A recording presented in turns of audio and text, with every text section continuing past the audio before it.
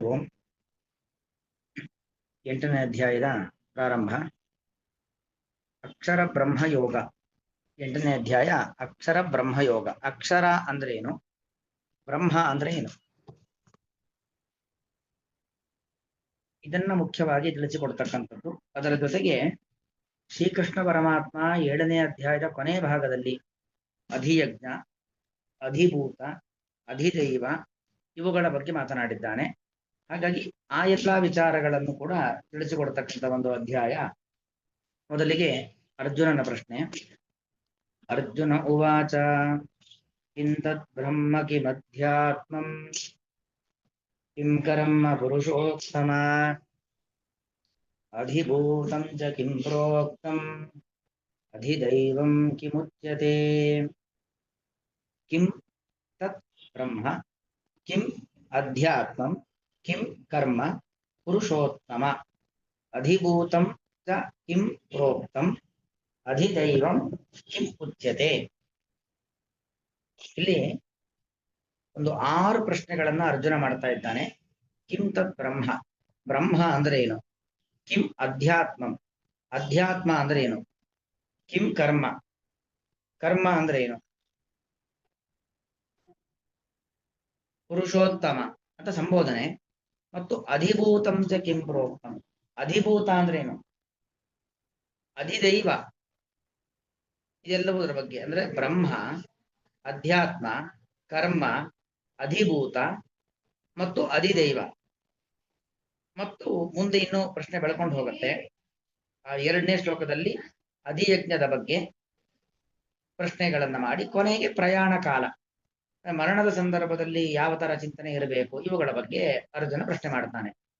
ಅಂದ್ರೆ ಇದು ಮುಖ್ಯ ಪ್ರಶ್ನೆ ಯಾಕೆ ಬೇಕು ಅಂತ ಹೇಳಿದ್ರೆ, ಹಿಂದೆ 7ನೇ ಅಧ್ಯಾಯ ಪರಿಸಮಾಪ್ತಿಯಾಗುವಾಗ ಕೃಷ್ಣ ಆಡಿದ ಮಾತು ತೇ ಬ್ರಹ್ಮ ತದ್ವಿದಕೃಸ್ತಂ ಅಧ್ಯಾತ್ಮಂ ಕರ್ಮಚಾಖಿಲಂ ಸಾಧಿಭೂತಾದಿ ದೈವಂ ಮಾಂ ಸಾಧಿಯಜ್ಞಂ ಚ ಯೇ ವಿದುಃ ಪ್ರಯಾಣ ಕಾಲೇಪಿ ಚ ಮಾಂ ತೇ ವಿದುರ್ ಯುಕ್ತಚೇತಸಃ. ಯಾರು ಸಾಧಕರು ಅಂದ್ರೆ ಈ ಅಧಿಯಜ್ಞ, ಅಧಿಭೂತ, ಅಧಿದೈವ ಇವೆಲ್ಲವನ್ನು ಕೂಡ ತಿಳ್ಕೊಂಡವರು ಸಾಧಕರು. ಮತ್ತು ಪ್ರಯಾಣ ಕಾಲ, ಪ್ರಕೃಷ್ಟವಾದ ಯಾನ ಅಂದ್ರೆ ಮರಣದ ಸಂದರ್ಭ, ಆ ಸಂದರ್ಭದಲ್ಲೂ ಭಗವತ್ ತತ್ವಜ್ಞಾನವನ್ನ ಯಾರು ಪಡೆದಿದ್ದಾರೋ, ಭಗವಂತನ ಅರಿವನ್ನ ಯಾರು ಇಟ್ಕೊಂಡಿರ್ತಾರೋ ಅವರು ಸಾಧಕರು ಎಂಬ ಮಾತನ್ನ ಆಡ್ದ. ಹಾಗಾದ್ರೆ ಇವುಗಳ ಅರಿವಿದ್ದವನು ಸಾಧಕ ಅಂದ್ರೆ ಇವುಗಳ ಅರಿವು, ಇವುಗಳ ಜ್ಞಾನ ಅಂದ್ರೆ ಏನು, ಅವುಗಳ ಪರಿಚಯ ಬೇಕಲ್ವಾ. ಹಾಗಾದ್ರೆ ಅವುಗಳ ಪರಿಚಯ ನನಗೆ ಮಾಡಿಕೊಡು ಅಂತ ಅರ್ಜುನ ಕೇಳ್ತಾ ಇದ್ದಾನೆ. ಕಿಂತ ಬ್ರಹ್ಮ, ಬ್ರಹ್ಮ ಗುಣಪರಿಪೂರ್ಣನಾದ ಪರಮಾತ್ಮ ಅಲ್ವಾ. ಬ್ರಹ್ಮ ಅಂದ್ರೆ ಯಾರು ಅಂತ ಪ್ರಶ್ನೆ. ವಸ್ತುತಃ ಬ್ರಹ್ಮ ಶಬ್ದಕ್ಕೆ ಪರಮಾತ್ಮ ಅಂತ ಅರ್ಥ. ಆದ್ರೆ ಬ್ರಹ್ಮ ಶಬ್ದಕ್ಕೆ ಚತುರ್ಮುಖ ಬ್ರಹ್ಮ ಅಂತಾನೂ ಅರ್ಥ ಇದೆ, ಬ್ರಹ್ಮ ಶಬ್ದಕ್ಕೆ ದೇಹ ಅಂತಾನೂ ಅರ್ಥ ಇದೆ. ಹಾಗಾಗಿ ಬ್ರಹ್ಮ ಅಂದ್ರೆ ನಿಖರವಾಗಿ ಅರ್ಥ ಏನು ಅಂತ ಗೊತ್ತಾಗ್ಬೇಕು. ಅದಕ್ಕೆ ಪ್ರಶ್ನೆ. ಕಿಂ ಅಧ್ಯಾತ್ಮಂ, ಅಧ್ಯಾತ್ಮ ಅಂದ್ರೆ ಆತ್ಮನಃ ಅಧೀತಿ ಅಧ್ಯಾತ್ಮಂ, ಆತ್ಮನ ಒಳಗೆ ಯಾವುದಿದೆಯೋ ಅದು ಅಧ್ಯಾತ್ಮ. ಆತ್ಮ ಶಬ್ದಕ್ಕೆ ದೇಹ ಅಂತ ಅರ್ಥ. ದೇಹದ ಒಳಗಡೆ ಇರುವಂತ ಆತ್ಮ ಅದು ಅಧ್ಯಾತ್ಮ. ದೇಹದ ಒಳಗಡೆ ಇರತಕ್ಕಂಥ ಆತ್ಮ ಅಂದ್ರೆ ಜೀವಾತ್ಮನೂ ಆಗ್ಬೋದು, ಪರಮಾತ್ಮನೂ ಆಗ್ಬೋದು, ಅಥವಾ ಜಡವಾದ ಮನಸ್ಸು ಆಗ್ಬೋದು, ಯಾವುದು ಅಂತ ಗೊತ್ತಾಗೋದಿಲ್ಲ. ಅದಕ್ಕೋಸ್ಕರವಾಗಿ ಅಧ್ಯಾತ್ಮ ಅಂದ್ರೆ ಯಾವುದು ನಿಖರವಾಗಿ ನಮ್ಗೆ ಗೊತ್ತಾಗ್ಬೇಕು. ಕಿಂ ಕರ್ಮ, ಕರ್ಮ ಅಂದ್ರೆ ಯಾವುದು, ಸಂಚಿತ ಕರ್ಮವೋ, ಪ್ರಾರಬ್ಧ ಕರ್ಮವೋ, ಆಗಾಮಿ ಕರ್ಮವೋ, ಪುಣ್ಯ ಕರ್ಮವೋ, ಪಾಪ ಕರ್ಮವೋ, ಯಾವುದದು ಕರ್ಮ ಅಂದ್ರೆ. ಅಧಿಭೂತಂ ಚ ಕಿಂ ಪ್ರೋಕ್ತಂ, ಅಧಿಭೂತ ಎಲ್ಲ ಈ ಭೂತಗಳ ಸಮುದಾಯ, ಮಹತ್ತತ್ವದಿಂದ ಸೃಷ್ಟಿಯಾಗಿರ್ತಕ್ಕಂಥದ್ದು ಅಹಂಕಾರ, ಅಹಂಕಾರ ತತ್ವ, ಅಹಂಕಾರ ತತ್ವದಿಂದಾಗಿ ಪಂಚಭೂತಗಳು, ಹೀಗೆಲ್ಲ ಸೃಷ್ಟಿಯಾಗ್ತಾ ಹೋಗಿರ್ತಕ್ಕಂಥ ಕ್ರಮ. ಅಲ್ಲಿ ಅಧಿಭೂತ ಅಂದ್ರೆ ಏನು, ಅಧಿಭೂತಂ ಚ ಕಿಂ ಪ್ರೋಕ್ತಂ ಅಧಿದೈವಂ ಕಿಮುಚ್ಯತೆ. ಹಾಗೆ ಅಧಿದೈವ ಅಂದ್ರೆ ಅದು. ಇದೆಲ್ಲವೂ ಕೂಡ ಪ್ರಶ್ನೆ.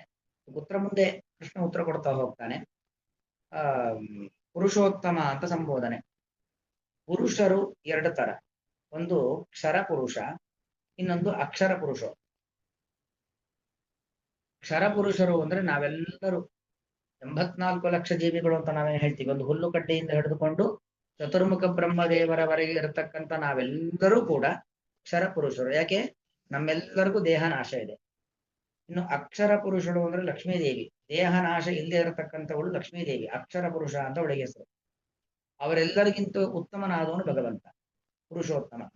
ಅಂದ್ರೆ ಅರ್ಜುನನಿಗೆ ಇದೆಲ್ಲದಕ್ಕೂ ಪ್ರಶ್ನೆ, ಈ ಎಲ್ಲಾ ಪ್ರಶ್ನೆಗಳಿಗೆ ಉತ್ತರ ಗೊತ್ತಿದೆ. ಆದರೆ ಜಗತ್ತಿಗೆ ಜ್ಞಾನವನ್ನ ಕೃಷ್ಣನ ಮೂಲಕವಾಗಿ ಕೊಡಿಸ್ಬೇಕು. ಅದಕ್ಕೋಸ್ಕರವಾಗಿ ಕೃಷ್ಣನ ಬಳಿ ಪ್ರಶ್ನೆಯನ್ನ ಮಾಡಿ ಕೃಷ್ಣನ ಬಾಯಿಯ ಮೂಲಕವಾಗಿ ಉತ್ತರವನ್ನ ಕೇಳಿಸುವ ಒಂದು ಮತ್ತಷ್ಟು ತಿಳಿದುಕೊಳ್ತಕ್ಕಂಥ ಹಂಬಲ, ಜ್ಞಾನ ಪಡೆದು ತುಂಬಿ ನನಗೆ ತುಡುಕ್ತಾ ಇದೆ ಅಂತಿಲ್ಲ. ಎಷ್ಟು ಪಡೆದ್ರೂ ಜ್ಞಾನ ಕಡಿಮೆಯೇ.